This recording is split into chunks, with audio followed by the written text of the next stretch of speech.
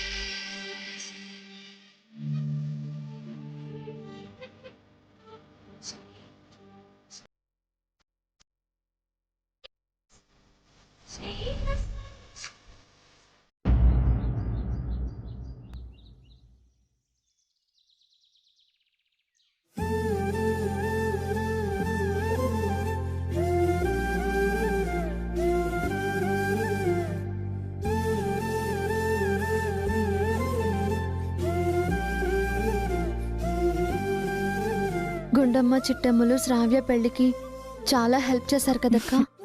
అవును వసు, మండపంలో ఉండి చిట్టమ్మ పెళ్లి పనులు చక్కబెడితే గుండమ్మ నిన్ను కాపాడి తీసుకొచ్చింది. వాళ్ళకెన్ని థ్యాంక్స్లు చెప్పినా తక్కువే. షామియానా వాళ్ళకి, క్యాటరింగ్ వాళ్ళకి డబ్బులు కట్టేశాను అభి. డెకరేషన్ వాళ్ళకు కూడా బ్యాలెన్స్ ఉన్న అమౌంట్ పే చేసేసాను. ఇంకెవరికి అప్పు లేదు. అంటే ఇక మనకు నగలు దక్కవు, వాటిని మర్చిపోండి. మర్చిపోక ఏం చేస్తావే, అంత మన కర్మ కర్మ. అక్కడిగాడేంటి ఇంకా ఇంటికి రాలేదు? మనం ఈ పాడుకుంపలో ఉండకూడదని చెప్పి వెళ్ళాడు కదా. బయట ఏదైనా ఏర్పాటు చేసేస్తాడేమో, మనల్ని కూడా తీసుకెళ్ళిపోతాడు.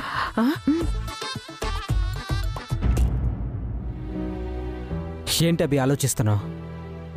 అమ్మా నాన్న గురించేనా? అవునన్నయ్య, ఎంత చెప్పినా వినకుండా అమ్మని తీసుకుని నాన్న ఊరెళ్ళిపోయారు. ఇద్దరు అక్కడే ఉంటారంట. అత్తయ్య మావయ్యలు అక్కడ ఉండటమే మంచిదండి.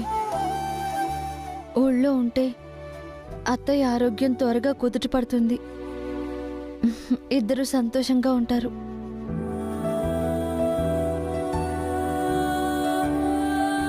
అవునబి, అత్తయ్య మావయ్యలు ఈ సిటీ పొల్యూషన్లో ఉండటం కన్నా స్వచ్ఛమైన ఆ పల్లెటూరులో ఉండటమే మంచిది. కానీ అమ్మా నాన్న మనతో ఉంటే బాగుంటుంది కదా పావని. అందుకే అభి బాధపడుతున్నాడు.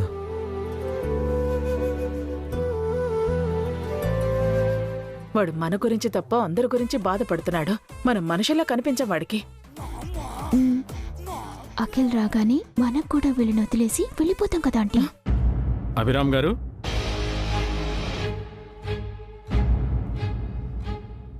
మీరా?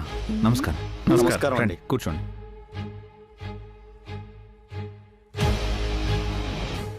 వీళ్ళెవరే? ఏమో, ఎవరికి తెలుసా? వసు గారు, వెళ్ళి కాఫీ తీసుకురండి. వద్దమ్మా వద్దమ్మా, మీతో కాస్త మాట్లాడాలి అభిరామ్. చెప్పండి. మీ అన్నయ్య కూతురు పెళ్లి అని మా దగ్గర 15 లక్షల రూపాయల అప్పు తీసుకున్నారు.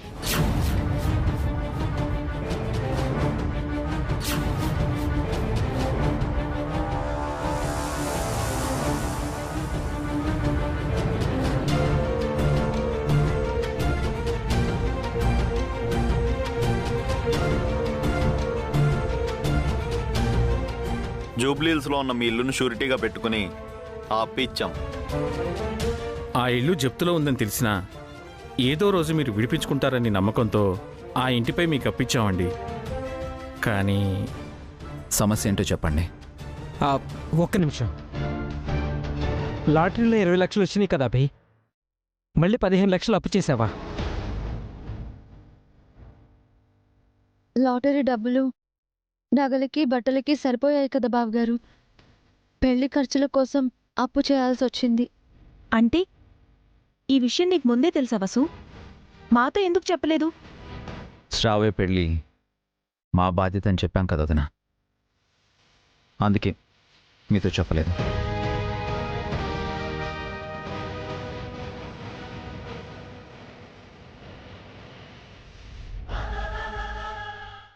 నా కూతురు కోసం మీరు అప్పు చేశారా? శ్రావ్య మాకు కూడా కూతురే బావగారు. తన పెళ్లి ఏ లోటు లేకుండా చేయాలనుకున్నాము.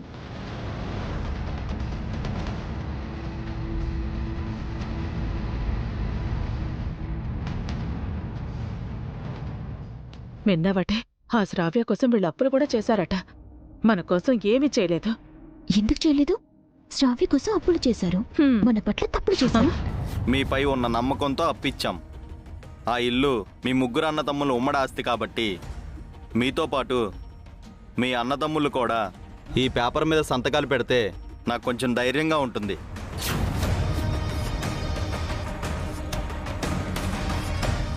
సార్, తప్పుగా అనుకోకండి. ఈ రోజుల్లో డబ్బు విషయంకి వచ్చేసరికి ఎవరు ఎలా ఉంటారో తెలియదు. అందుకే గట్టిగా అడుగుతున్నాను. మీ అన్నయ్య తమ్ముడు కూడా సంతకం పెడితే. మా తమ్ముడు బయటికి వెళ్ళాడు. ఎక్కడ సంతకం పెట్టాలో చెప్పండి, ఇప్పుడే పెడతాను. తమ్ముడు రాగానే వాడు పెడతాడు. కావాలంటే నువ్వు సంతకం పెట్టు భాస్కర్. అఖిల్ సంతకం పెట్టడు.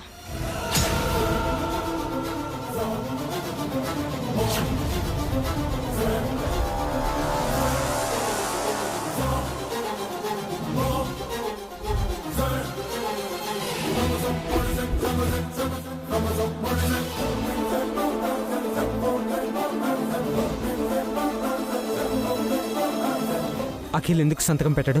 ఎందుకు సంతకం పెట్టాలి? పెళ్లి కోసం అప్పు చేశాం కాబట్టి. ఆ ఇల్లు ముగ్గురిది కాబట్టి. నీ కూతురు కోసం అప్పు చేస్తే నా అల్లుడు ఎందుకు సంతకం పెట్టాలి?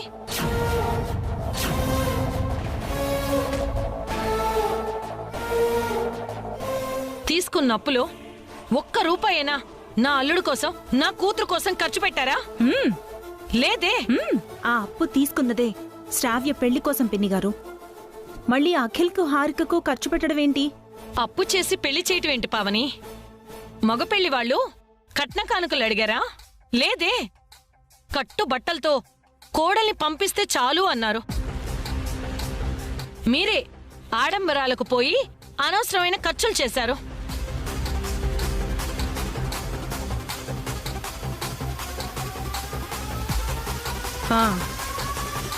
మీ గొప్పల కోసం నా అల్లుడు కూతురు తిప్పలు పడాలా?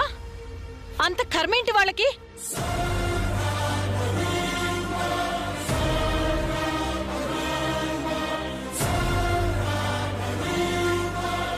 మేము అమెరికా వెళ్ళి సెటిల్ అవుతాం, మమ్మల్ని అమెరికా పంపించేయండి అని మీ దగ్గర బెగ్గర్లాగా నా అల్లుడు కూతురు అడుక్కున్నారు,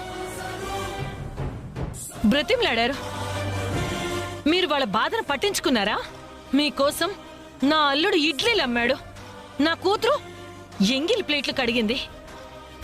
ఇద్దరు బానిసల్లాగా పనిచేశారు. కనీసం వాళ్ళకి జీతమైనా ఇచ్చారా? లేదే.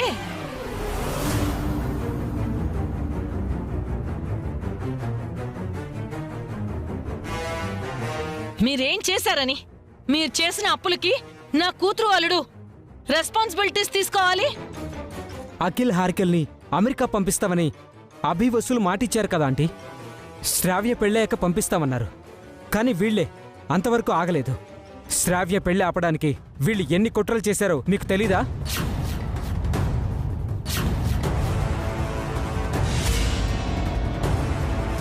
అనయ్య ఆగబి. లాటరీ డబ్బులు 7 వారాల నగలు కొట్టేయాలని ఎన్ని ప్లాన్లు వేశారో మీకు చెప్పలేదా?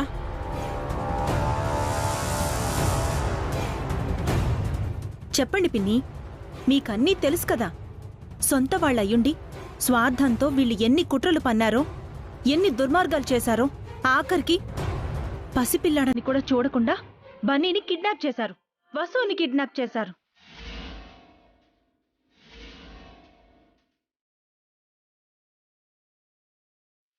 రాహుల్తో శ్రావ్య పెళ్లి చెయ్యాలనుకున్నారు. ఇంతకంటే దుర్మార్గం ఉంటుందా?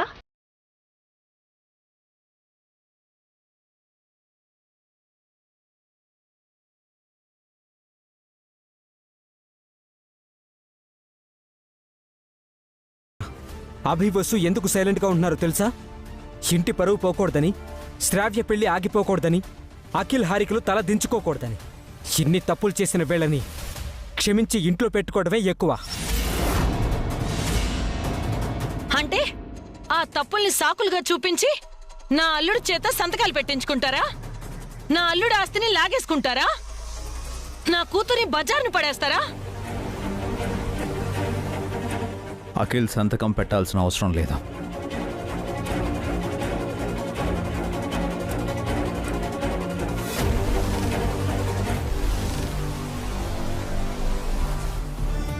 నువ్వు కూడా సంతకం పెట్టాల్సిన అవసరం లేదన్నయ్య. అభి,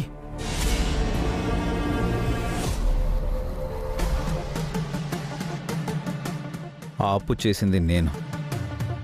మొత్తం అప్పుకు బాధ్యుణ్ణి నేను. ఆ అప్పు నేనే తీరుస్తాను. మిగతా ఎవ్వరికీ సంబంధం లేదు. అది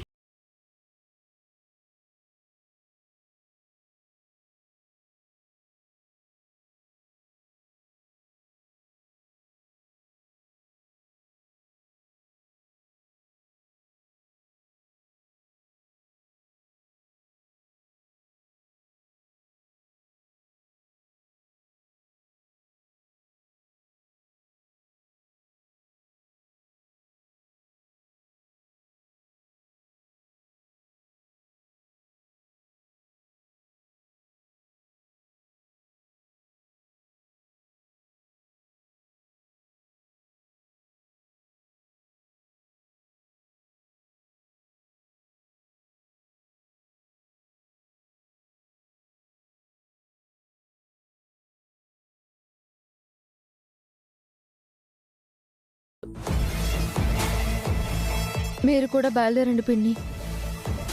ఆ అప్పులో మీ అల్లుడికి కూతురికి ఎటువంటి సంబంధం లేదు. ఆ మాట చెప్పడానికే వచ్చాను వసుంధరా. ఇక ఈ ఇంటితో నాకు, నా అల్లుడికి, నా కూతురికి ఏ సంబంధమూ లేదు. నా అల్లుడిని, నా కూతుర్ని నాతో తీసుకెళ్తాను.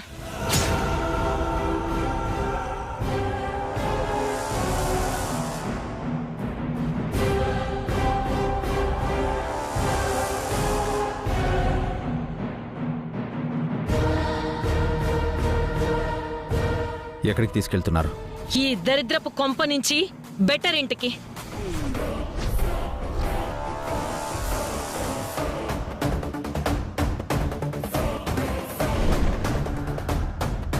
ఇన్నాళ్ళు ఈ ఇల్లే మీ అమ్మాయికి అల్లుడికి నీడనిచ్చి అన్నం పెట్టిందన్న సంగతి మర్చిపోకండి పిన్ని. హా, ఊరికే షెల్టర్ ఇచ్చి ఫుడ్ పెట్టారా?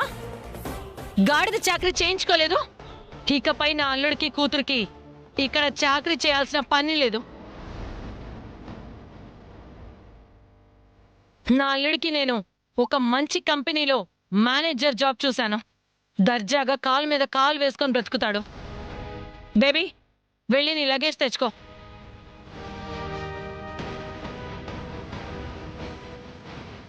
హారిక,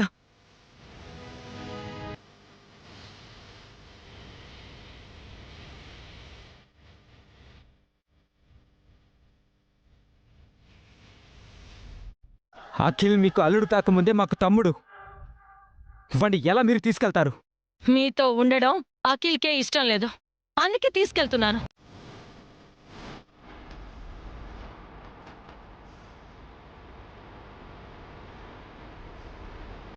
ముగ్గురు అన్నదమ్ములు కలిసి ఉండాలన్నది మా అత్తయ్య మావయ్య కోరిక పిండి గారు. దయచేసి మా ఫ్యామిలీని విడదీయకండి. కొడుకులు కలిసి ఉండాలని చెప్పి మీ అత్తయ్య మావయ్యలు ఎక్కడికి వెళ్ళారు వసుంధరా? ముసలి వాళ్లే వేరే కాపురం పెట్టినప్పుడు నా అల్లుడు ఎందుకు వెళ్ళకూడదు? మా అమ్మ నాన్న ప్రస్తుతానికి ఊరెళ్ళారు. ఓ వారం రోజుల్లో తిరిగి వచ్చేస్తారు. కావాలంటే నా అల్లుడు కూతురు కూడా అప్పుడప్పుడు వచ్చి వెళ్తారులే, దాందే ఉంది. దయచేసి మమ్మల్ని విడదీయకండి ఆంటీ. అఖిల్ రాడు. నీకింకా విషయం తెలియనట్టుంది భాస్కర్. అఖిల్ మాతో రావటం కాదు, అఖిలే ఇక్కడికి రాడు.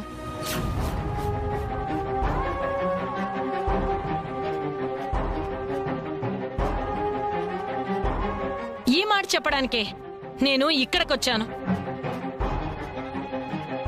ఫోన్ చేసి అడుగుతారేమో. మీతో ఫోన్లో మాట్లాడడం కూడా అఖిల్కి ఇష్టం లేదు.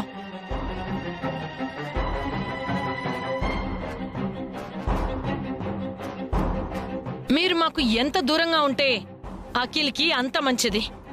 మీరు అఖిల్ మంచి కోరేవారే అయితే అఖిల్ని మర్చిపోండి. ఇకపై అఖిల్ మీ అన్నదమ్ముల్లో ఒకడు కాదు, నా ఏకైక అల్లుడు.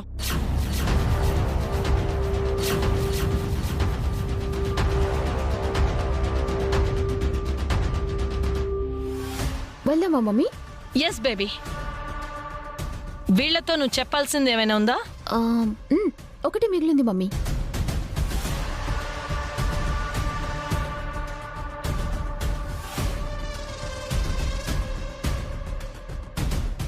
Good bye. Goodbye for ever.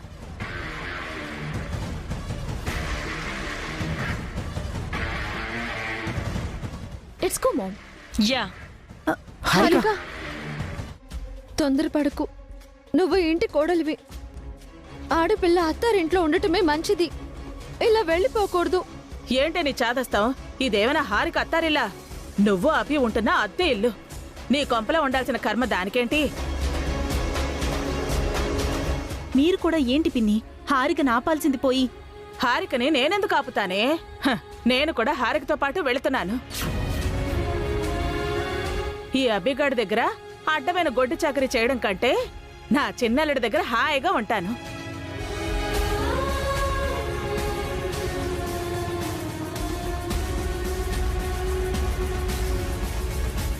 అభి నిన్ను ఏ రోజు కష్టపెట్టలేదు కదా. అమ్మతో పాటు సమానంగా చూసుకున్నాడు కదా. నువ్వు కూడా వాళ్ళతో ఉంటావా? వీళ్లతో నువ్వు నీ పెళ్ళాం కూడా ఉండలేరు. అప్పులు కట్టలేక, ఇడ్లీలు అమ్మలేక దిక్కుమాలించావు చేస్తారు. నా మాట విని మీరు కూడా పెట్టే బెడ సర్దుకుని ఇక్కడి నుంచి దుకాణం ఎత్తేసేయండి. పదండి శిశు.